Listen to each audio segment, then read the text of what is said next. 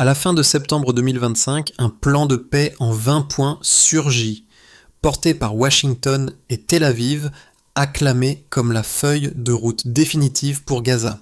Sur le papier, il promet cessez-le-feu, corridor humanitaire et reconstruction accélérée. Mais derrière ces 20 promesses triomphales se cache un chiffre brutal. 0 siège garanti pour les habitants de Gaza à la table des négociations. C'est précisément là qu'Ibrahim Traoré intervient et pose la question que les chancelleries esquivent encore.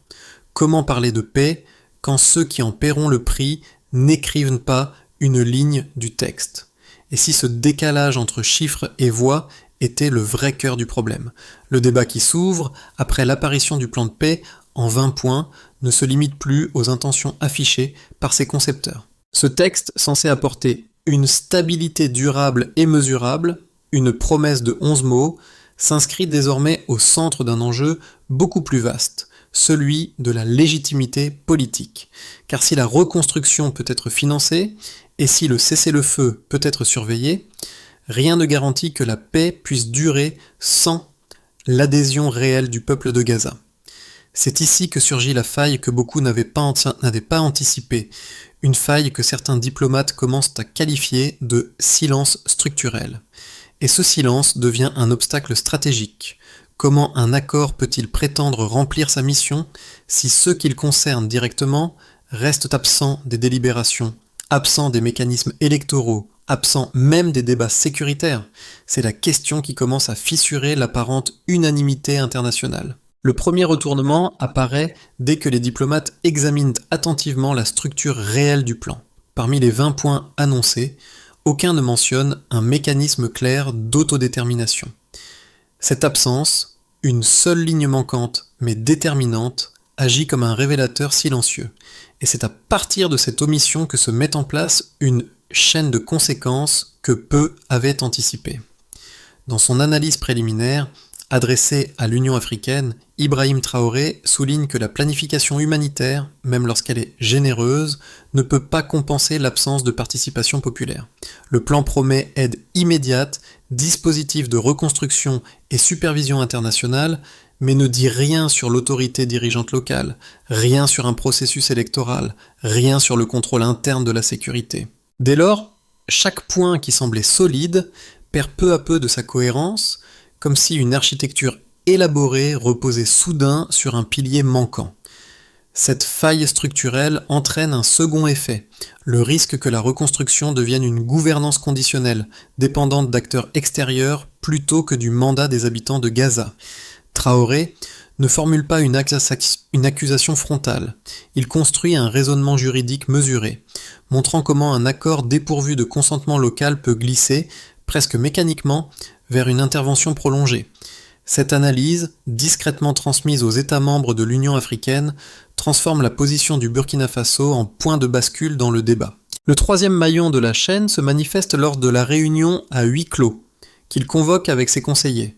En identifiant l'ambiguïté sécuritaire et l'absence de cadre institutionnel, Traoré démontre que même un plan techniquement solide peut devenir inefficace sur le long terme.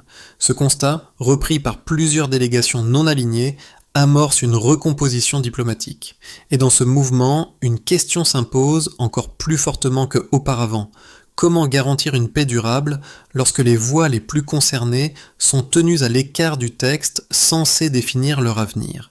Pour comprendre comment le débat a basculé, il faut suivre de près les premiers acteurs impliqués autour du président burkinabé et observer comment leurs analyses techniques ont commencé à infléchir les discussions internationales. Dès la réception du plan en 20 points, son cercle de conseillers juridiques s'attelle à décortiquer chaque volet, cherchant à mesurer l'impact concret de l'absence d'autodétermination dans un dispositif pourtant présenté comme complet. Leur méthode est simple, prendre chaque engagement du texte et le confronter à la réalité institutionnelle de Gaza, révélant ce que les diplomates avaient trop rapidement qualifié de détails procéduraux. Un premier cas émerge lorsqu'un groupe de juristes remarque que la reconstruction proposée pourrait, sans mandat populaire, glisser vers une administration hybride dominée par les financeurs extérieurs. Ce risque d'apparence théorique alimente immédiatement l'inquiétude de plusieurs délégations africaines déjà sensibilisées aux effets d'accords négociés sans ancrage local. Un second cas, plus discret, apparaît lors d'un échange entre experts sécuritaires. Si le plan ne définit ni l'autorité légitime de Gaza, ni les modalités de contrôle interne, comment éviter qu'une supervision internationale prolongée ne devienne la norme plutôt qu'une mesure de transition? Cette question, portée d'abord dans l'ombre, commence à circuler dans les couloirs diplomatiques, modifiant subtilement le ton des discussions. Ainsi, avant même que la controverse ne devienne publique, les premiers impacts s'enchaînent. Réalignement prudent, demande de précision, réserve interne. Et derrière ces signaux faibles, une évidence s'impose aux observateurs attentifs. Une paix sans voix locale ne tient jamais debout. Tout commence par une annonce. Un plan en 20 points, présenté fin septembre 2025, surgit comme une réponse attendue depuis longtemps à la crise de Gaza. Les puissances soutiennent, les médias applaudissent, le récit semble verrouillé. Reconstruction, cessez-le-feu, aide humanitaire. Mais une fissure apparaît immédiatement. Dans les heures qui suivent la diffusion du plan, Ibrahim Traoré interpelle discrètement plusieurs homologues africains. Il pointe une lacune, l'absence totale de participation des habitants de Gaza dans le processus. Le message circule, il déstabilise. Il force une relecture du document. Une seule phrase de Traoré suffit pour déplacer l'attention. Aucun accord ne peut être légitime sans les peuples concernés. Dès ce moment, la dynamique change. Les juristes se mobilisent, les diplomates s'interrogent, les conseillers politiques rédigent des mémos d'urgence. Le plan, déjà fragile dans sa structure interne, commence à perdre sa clarté première. Les 72 heures suivantes s'emballent. Le Burkina Faso convoque une réunion à huis clos. Les experts scrutent chaque formulation. Ils identifient 3 failles. Pas de processus électoral, aucune définition de l'autorité dirigeante de Gaza, ambiguïté sécuritaire majeure. Ces conclusions alimentent un rapport transmis à l'Union africaine. Le document circule sous le manteau jusqu'aux capitales d'Amérique du Sud et d'Asie. La réaction est immédiate. Des câbles diplomatiques se multiplient, chacun cherchant à comprendre comment un plan présenté comme incontournable peut omettre la voie principale du conflit. Les chaînes d'information commencent à se détourner du discours initial pour interroger la légitimité du processus. La controverse enfle, les puissances répliquent, elles défendent le plan, elles invoquent l'urgence humanitaire, elles insistent sur les besoins logistiques. Mais la question centrale, la participation locale, ne disparaît pas. Elle revient encore et encore comme une ligne invisible qui s'impose dans chaque débat. Une vague de soutien monte au sein des pays non alignés. Plusieurs gouvernements africains expriment publiquement leurs réserves. L'idée d'une paix imposée sans voix locale se transforme en problème géopolitique majeur. Traoré devient un point focal. Son approche méthodique attire l'attention. Son insistance sur la souveraineté trouve un écho puissant chez les jeunes diplomates et les militants. Les lignes bougent. Le plan de paix autrefois solidement soutenu se retrouve scruté, contesté, requalifié. Les effets rebondissent sur le plan économique. Des entreprises européennes suspendent leurs engagements au Burkina Faso. Des pays occidentaux revoient leurs accords de coopération. Mais l'Afrique de l'Ouest et du Sud réagit différemment. Investissements accrus, soutien politique renforcé, solidarité affirmée. La fracture internationale s'élargit. Les États-Unis rappellent l'intention humanitaire du plan. Les défenseurs du modèle traditionnel insistent sur la nécessité d'une supervision extérieure. Pourtant, la question ouverte par Traoré persiste, insaisissable et constante. Et au milieu de cette tempête, une vérité brute s'impose. L'absence des populations locales transforme toute paix en édifice instable. Le moment où les chiffres commencent à parler marque un tournant déterminant.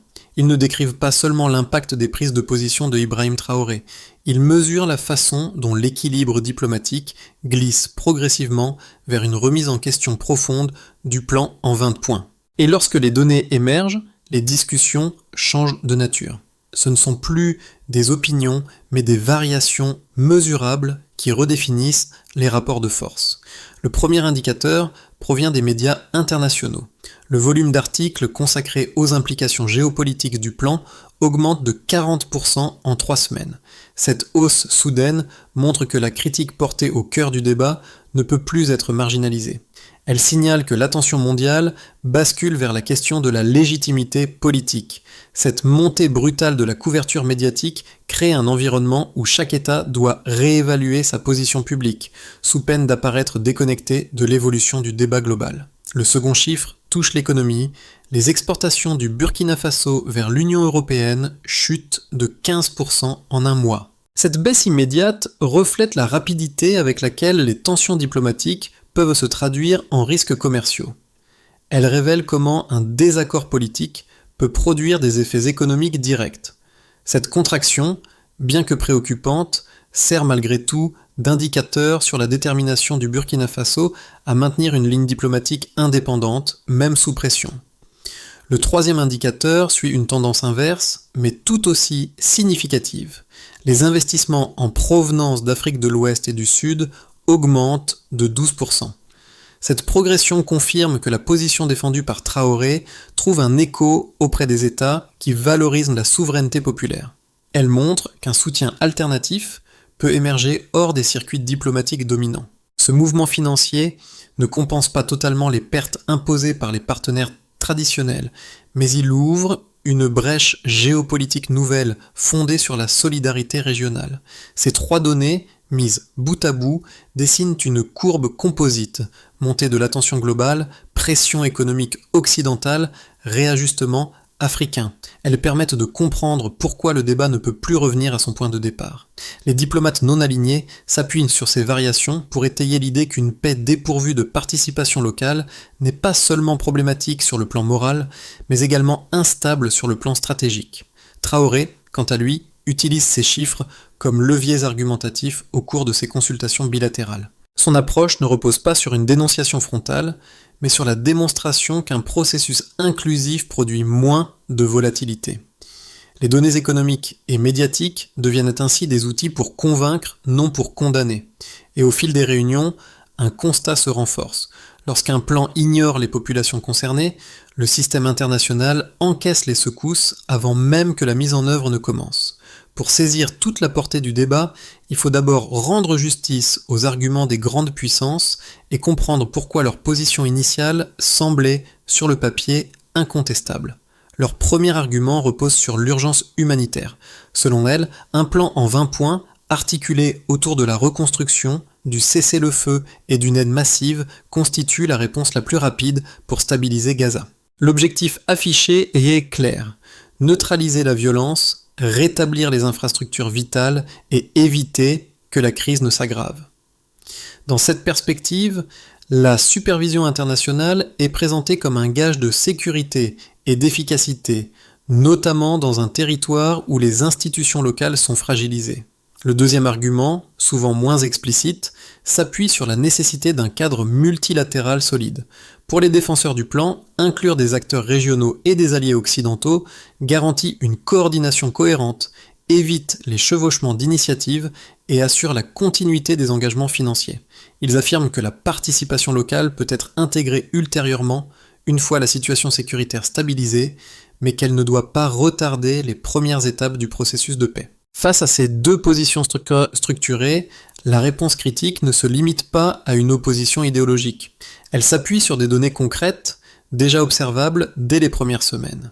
Les analyses juridiques élaborées en Afrique de l'Ouest soulignent que l'absence d'autodétermination dans l'architecture initiale peut transformer le plan en une gouvernance conditionnelle, dépourvue de mandat populaire. Les réactions économiques, chute des exportations burkinabées, réajustement diplomatique, nouvelle solidarité régionale montrent qu'un accord sans voix locale produit non pas de la stabilité, mais une volatilité politique accrue. Quant à la hausse de la couverture médiatique internationale, elle signale que la légitimité du processus est désormais au centre des interrogations globales. Ainsi, le Stillman ne conclut pas que les grandes puissances ont tort, mais qu'il leur manque un élément structurel essentiel. Une paix qui n'intègre pas les populations concernées expose le système à des secousses immédiates. Lorsque le sommet de Ouagadougou s'ouvre, la dynamique géopolitique change soudainement d'axe. Ce n'est plus seulement un débat technique sur un plan en 20 points. C'est la question de la souveraineté qui devient l'enjeu principal. Ibrahim Traoré, en plaçant la participation souveraine au centre de la discussion, déplace le centre de gravité du discours mondial. Les puissances avaient privilégié la reconstruction matérielle, lui ramènent la légitimité au premier plan. Cette inflexion produit un effet immédiat. Plusieurs délégations non alignées reprennent ces arguments, mais en y ajoutant une nuance essentielle. La paix ne peut pas exister si ceux qui la vivent ne la définissent pas. Cette phrase, répétée dans les couloirs du sommet, agit comme un mot de passe politique. Elle circule, elle transforme, elle questionne le cadre même du plan. Et c'est là que tout se renverse. À partir de ce moment, les discussions internationales cessent de traiter la participation locale comme un ajout tardif, elles commencent à la considérer comme la condition première. Lorsque les positions s'affirment et que le débat autour du plan en 20 points quitte le terrain strictement diplomatique, les effets se matérialisent simultanément dans 4 sphères distinctes. Ce ne sont plus seulement des principes ou des critiques abstraites. Chaque groupe d'acteurs subit, à sa manière, les conséquences du déplacement stratégique initié par Ibrahim Traoré. Sur ce volet, plusieurs dynamiques méritent attention. Sur le plan interne, les effets se font sentir immédiatement. La réorientation diplomatique du pays déclenche un regain d'activité dans les consultations politiques nationales où ministres, conseillers et juristes cherchent à anticiper les répercussions du positionnement burkinabé. En parallèle, certaines entreprises européennes suspendent leurs partenariats, générant un climat d'incertitude économique. Pourtant, cette pression renforce paradoxalement la cohérence du discours interne. L'État assume publiquement que la défense de la souveraineté n'est pas négociable, même au prix de perturbations temporaires. Sur la scène internationale, la position burkinabé agit comme un catalyseur. Les pays non alignés multiplient les consultations et s'approprient progressivement l'argument fondamental. Une paix imposée sans participation locale ne crée pas de stabilité durable. Plusieurs gouvernements africains, notamment en Afrique de l'Ouest et du Sud, reprennent cette idée dans leurs déclarations officielles, donnant à la critique de Traoré une portée bien plus vaste que prévu. Même les puissances occidentales, tout en maintenant leur défense du plan, doivent désormais répondre publiquement à la question de la légitimité du processus. Sur ce volet, plusieurs dynamiques méritent attention. La société civile du Moyen-Orient s'empare rapidement de la thématique. Le slogan « La paix a besoin du consentement » gagne du terrain dans les réseaux militants où l'idée d'une autodétermination active trouve une résonance immédiate. Dans plusieurs pays arabes, des groupes d'étudiants, de juristes et d'ONG commencent à discuter des implications d'un processus de paix sans voix palestinienne. Cette prise de conscience ne modifie pas encore officiellement le plan international, mais elle crée un espace discursif nouveau où la souveraineté locale devient un critère central d'évaluation. Sur ce volet, plusieurs dynamiques méritent attention. Dans l'environnement diplomatique élargi, Afrique, Moyen-Orient, Amérique latine, les signaux se multiplient. La hausse de 40% des analyses médiatiques internationales montre que le débat n'est plus cantonné aux institutions spécialisées. L'opinion publique mondiale commence à interroger la légitimité des accords imposés. De leur côté, les partenaires africains renforcent leurs investissements régionaux, confirmant un soutien politique manifeste. Cette recomposition contribue à polariser davantage le système international. D'un côté, les défenseurs de la stabilité imposée, de l'autre, un bloc croissant de pays qui placent la souveraineté au cœur du processus. Ainsi, les effets cumulés révèlent une réalité désormais impossible à contourner. Dès que la participation locale devient un critère, tout le cadre du plan est réévalué. Dans les mois qui suivent le sommet de Ouagadougou, 3 trajectoires possibles se dessinent pour l'avenir du plan en 20 points et pour l'équilibre diplomatique qui l'entoure. Elles ne sont pas spéculatives, elles reprennent les dynamiques déjà perceptibles dans les réactions des États, des médias et des sociétés civiles. Chaque scénario projette une évolution cohérente de ces tendances sans sortir du cadre imposé par les faits disponibles. Dans cette voie, Le débat sur la participation locale se poursuit, mais ne transforme pas la structure du plan. Les puissances conservent la direction des opérations, tout en acceptant quelques ajustements destinés à répondre aux critiques les plus visibles.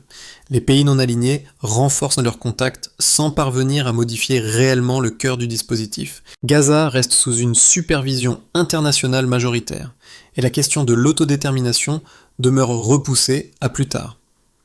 Ce scénario stabilise temporairement les tensions, sans résoudre le problème de fond. Ici, l'élan né du sommet s'amplifie. Plusieurs États africains et non alignés construisent un front commun autour de la participation souveraine, forçant une révision partielle du plan. Des mécanismes électoraux limités mais réels sont intégrés, accompagnés d'un début de cadre institutionnel palestinien propre. La légitimité du processus s'en trouve renforcée. Les investissements régionaux augmentent et consolident un nouvel axe diplomatique fondé sur la souveraineté populaire. Dans cette hypothèse, le Sud global gagne en poids dans les négociations internationales. La pression occidentale s'accentue, les sanctions s'élargissent. Le Burkina Faso et ses alliés subissent une marginalisation diplomatique accrue. Le plan reste inchangé et la supervision extérieure se transforme en tutelle durable. Gaza ne retrouve pas les leviers politiques nécessaires pour reconstruire son autonomie. Les tensions s'aggravent et l'idée même de souveraineté locale semble s'éroder dans les discussions internationales. Lorsque le débat autour de la souveraineté et de la participation locale quitte les salles de réunion diplomatiques pour atteindre les publics plus larges, il révèle des sensibilités différentes selon les groupes concernés. Les citoyens ordinaires, les communautés engagées et les observateurs internationaux ne perçoivent pas les enjeux exactement de la même manière, mais tous se trouvent interpellés par la question centrale. Qui doit réellement écrire la paix ? Du côté de les citoyens des pays concernés par les conflits, la perception qui émerge est la suivante. Pour eux, l'idée d'une paix écrite sans participation locale ravive un sentiment ancien, celui d'être spectateurs de décisions qui influeront pourtant sur leur quotidien. Les discussions sur Gaza créent un miroir inquiet pour leurs propres aspirations. Ils voient dans cette controverse un rappel que la paix n'est jamais durable lorsqu'elle est imposée. Du côté de les diasporas et les jeunes militants, la perception qui émerge est la suivante. Dans les universités, sur les réseaux et dans les associations, le slogan « La paix a besoin du consentement » devient un point de ralliement. Ces groupes trouvent dans le débat un appel à repenser la gouvernance internationale en exigeant plus de représentativité. Leur engagement en montre que la question dépasse Gaza et touche un imaginaire politique global. Du côté de les observateurs internationaux et les publics informés, la perception qui émerge est la suivante. Ils interprètent cette controverse comme une remise en cause des mécanismes classiques de médiation. Le sujet ne se limite plus à la technique diplomatique. Il devient un révélateur du rapport entre institutions internationales et populations locales. Face à ces résonances multiples, une suggestion s'impose. Prendre le temps d'écouter ceux dont les voix sont trop souvent filtrées, puis se demander ce que signifierait une paix effectivement partagée. Pour que les débats ne se limitent pas à une critique du plan existant, certains acteurs proposent une feuille de route structurée, fondée sur les principes déjà évoqués publiquement. Ibrahim Traoré, en particulier, insiste sur l'idée qu'une paix durable doit s'appuyer sur des mécanismes concrets, mesurables et compréhensibles pour les populations concernées. À partir de ses interventions publiques et de son analyse adressée à l'Union africaine, 4 étapes se dégagent, chacune visant à ancrer la souveraineté dans le processus. 1. Mettre en place un cadre de participation populaire. Les habitants de Gaza doivent pouvoir élire, dans un délai raisonnable, des représentants légitimes. Des observateurs extérieurs peuvent surveiller la procédure, mais la décision finale doit revenir à la population. L'indicateur principal, un scrutin transparent, documenté et reconnu régionalement. 2. Redonner un contrôle local à la sécurité. Une force gazaoui, formée mais non dirigée par des acteurs extérieurs, doit superviser les zones sensibles. Le succès se mesure par la diminution de la présence militaire internationale, remplacée progressivement par des structures locales. 3. Construire une initiative multilatérale équilibrée. Les grandes puissances participent, Mais les pays voisins et les États non alignés doivent siéger à égalité. L'évaluation repose sur la capacité à maintenir des engagements financiers et institutionnels communs sans tutelle imposée. 4. Établir des cycles d'évaluation réguliers. Tous les 6 mois, une commission mixte examine la progression. Participation électorale, autonomie sécuritaire, transparence de la gouvernance. Ces vérifications garantissent que le processus avance sans dérive. Ces étapes n'offrent pas une paix instantanée, mais elles tracent une voie qui replace la légitimité au centre du dispositif. Lorsque l'on revient à l'ensemble du chemin parcouru, un détail frappe. Tout est parti de ces failles techniques que certains qualifiaient encore de simples détails procéduraux.